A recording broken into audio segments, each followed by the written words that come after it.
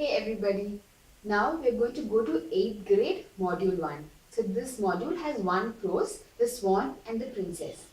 So for the opening, we are going to play a short game.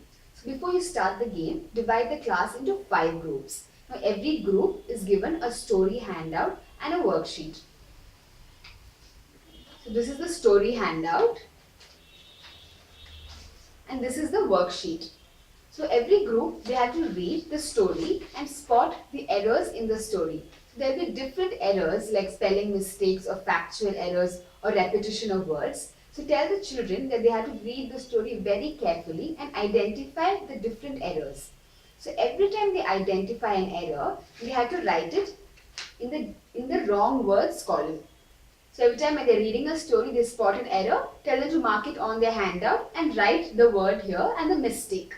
Next, while they're reading the story, they might come across different difficult words for which they do not know the meaning. So when they come across such a word, they have to write in a difficult word column. Tell them to just write it down and not worry about the meaning at that point. So they do this in a team and they do it. Maybe they can take turns and read the story and spot the errors and the difficult words and write it down. So once they've done writing down all of these, they come and show it to the facilitator. The facilitator will give them the actual story handout with no errors and tell them to check if what they've identified is right. So once they've done that, once all the teams are done with that, the facilitator will teach them how to use the dictionary app in the tab. So there is a dictionary app in the tab which will help them translate English to Kannada and Kannada to English words. So once they teach them that, the facilitator gives the tabs to children. The children can type out these difficult words and understand the meaning of the words. So once they learned how to use a dictionary app, they can type down all the difficult words in a group and understand the meaning. And once they've understood the meaning of the words, they can write it in this column, meaning of difficult words. So that's the end of the game. At the end of the game, if they have time, they can also come up with different sentences with the words that they have learned. So this is the opening game. Now we move to the main creation. So for the main creation, we have a game. So for this game, ask the children to reflect upon the new words that they have learnt in the previous game.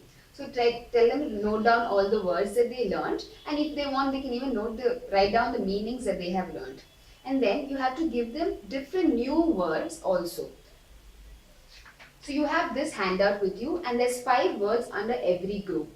Now the children have a few words with them that they have learned in the previous game and you have to give them these new words. Now what they're going to do is with these words, they have to come up with a new story. Now this story can be anything, something they can just be as creative as possible and write down a story. And these stories should have these words in them. So the aim is to have these words and the words that were learned in the previous game within the story. And that is mandatory for the stories that they come up with. Now once they've come up with a story, they have to represent it in a creative manner.